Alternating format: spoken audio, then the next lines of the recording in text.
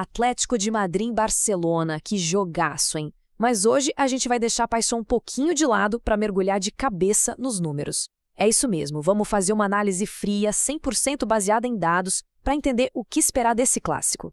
E olha, toda essa nossa conversa aqui é baseada na leitura de jogo da Smart Go. É uma abordagem super objetiva, sabe, para a gente conseguir entender as probabilidades e as tendências que podem definir um jogo tão gigante como esse. Então, vamos lá, direto aos dados. Então, como a gente vai fazer isso? É simples. Primeiro, a gente vai entender o contexto geral, o palco desse confronto. Depois, vamos dar uma olhada na forma recente de cada time. Na sequência, um mergulho tático nos dados. E, claro, a parte que todo mundo espera, as previsões numéricas. Para fechar, a gente amarra tudo numa leitura final do jogo. Bom, vamos começar então pelo começo, né, o palco do confronto, para a gente entender direitinho qual é o peso dessa partida, que acontece lá na 30ª rodada do campeonato. Olha só a tabela. O Barcelona está lá na ponta, líder com 73 pontos. Já o Atlético de Madrid vem em quarto, com 57. Essa diferença toda de pontos já mostra que a pressão e os objetivos são bem diferentes para cada um nesse clássico, né? Beleza, já entendemos o contexto. Agora vamos para a segunda parte que é fundamental, a forma das equipes. Como é que cada um chega para esse jogo? O momento atual pode dizer muita coisa. E quando a gente olha o confronto direto, o famoso H2H, os números recentes são bem claros, viu? O Barcelona leva uma vantagem considerável, pensa só, 67% de aproveitamento para eles contra 33% do Atlético. O histórico recente está pesando bastante para o lado do Barça. Mas agora, olha que interessante essa análise de fase.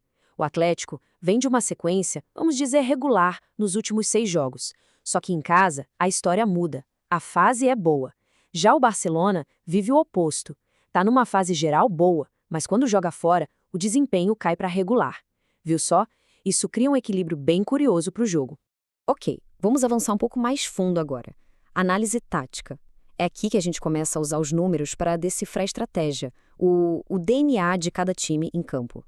Mas antes da gente continuar, preciso explicar rapidinho um conceito-chave, o XG ou gols esperados. Pensa assim, essa métrica não é sobre quantos chutes um time dá, mas sobre a qualidade da chance de gol. Então, um XG alto significa que o time está criando oportunidades muito claras, com alta probabilidade de entrar. E falando em XG, olha só o número do Atlético de Madrid, 1,62 gols esperados por jogo. É um número bem expressivo, viu? Isso mostra que pela qualidade das chances que o time cria, o potencial de ataque deles é muito, muito forte.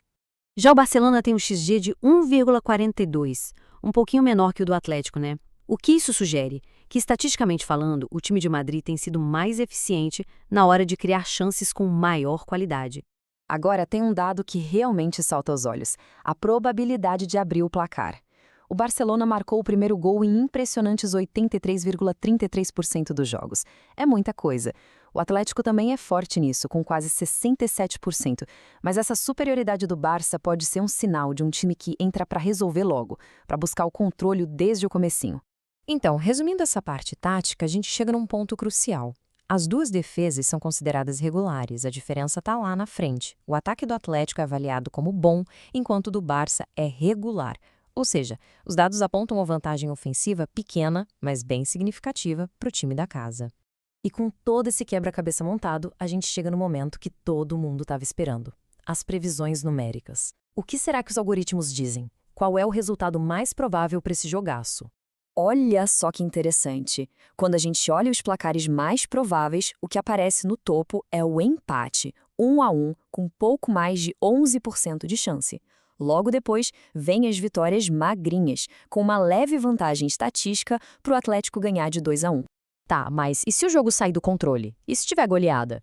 Bom, a probabilidade de uma goleada do Atlético jogando em casa é de quase 10%. Já para o Barcelona, essa chance cai para pouco mais de 6%. Mais uma vez, os números reforçam a força do Atlético no seu estádio. Bom, com todos esses números na mesa, vamos então para a nossa leitura final do jogo. É hora de amarrar todas as pontas e chegar a uma conclusão. E a conclusão, baseada inteiramente nessa leitura de dados, aponta para um jogo extremamente equilibrado. De um lado, o Barcelona tem um retrospecto a seu favor, mas do outro, o fator casa e, principalmente, a qualidade ofensiva do Atlético de Madrid, que a gente viu lá no XG, colocam um peso enorme na balança. E o que acontece quando a balança fica assim, tão equilibrada? O empate se torna um resultado mais provável, estatisticamente falando. E olha, para quem gostou dessa abordagem e quer ter acesso a esse tipo de inteligência de alto nível, a SmartGo oferece análises personalizadas. É só seguir @smartgo4 no Instagram e acessar os links para saber mais, ou até pedir um PDF customizado pelo WhatsApp. É uma ferramenta realmente poderosa para quem quer entender o esporte de uma forma muito mais profunda. E com isso a gente fecha essa análise. Mas fica aquela reflexão, né? Em um clássico desse tamanho, com tanta rivalidade, tanta história, será que os dados sempre vencem? Ou a paixão e aquele fator imprevisível do futebol ainda falam mais alto? É uma pergunta que, no fim das contas, só o apito final pode responder.